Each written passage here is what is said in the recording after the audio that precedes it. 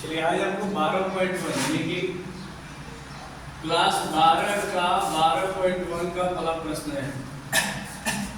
जो सवाल है z बराबर 3x + 4y का अधिकतमीकरण ज्ञात करना है। क्या ज्ञात करना है? अधिकतमीकरण। और ये समीकरण दिया हुआ है और ये भी मान दिया हुआ है, ठीक है। तो ये क्या हो गया? समीकरण एक हो गया x + y < 4 यानी कि बराबर भी है और छोटा भी है।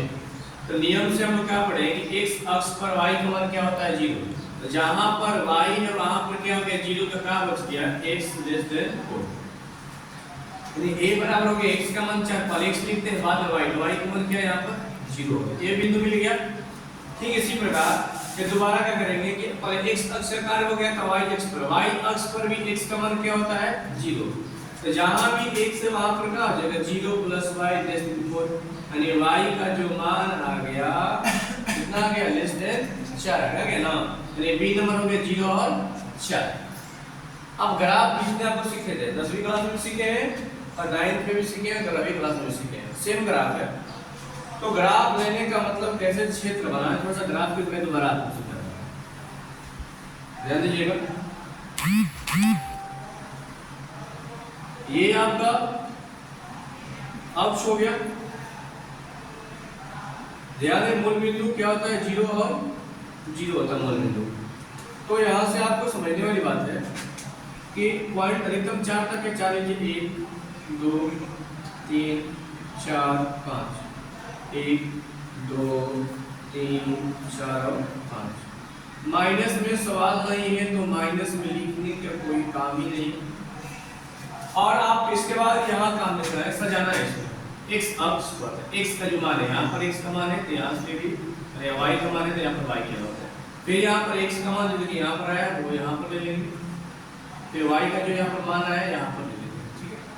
यानी x वाला एक जगह और y वाला एक जगह मान लिख लेंगे, ठीक है।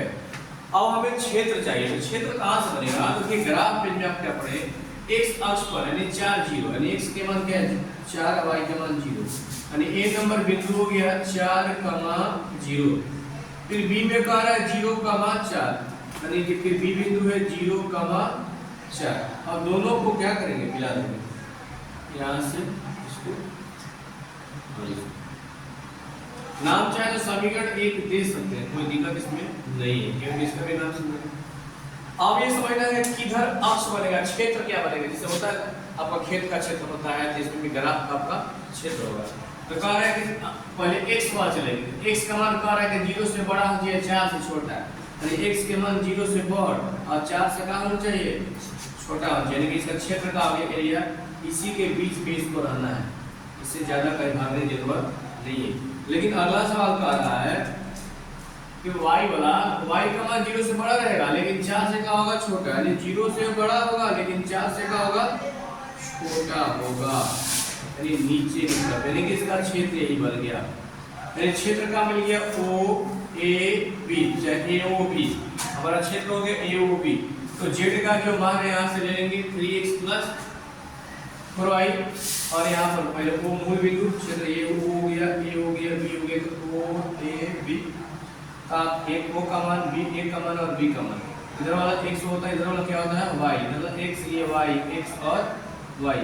तो जहां x से रखिए 3 में 0 से गुणा करिए 0, 4 में 0 से गुणा करिए क्या होगा? 0। यानी जोड़ेंगे तो कितना मिलेगा? 0।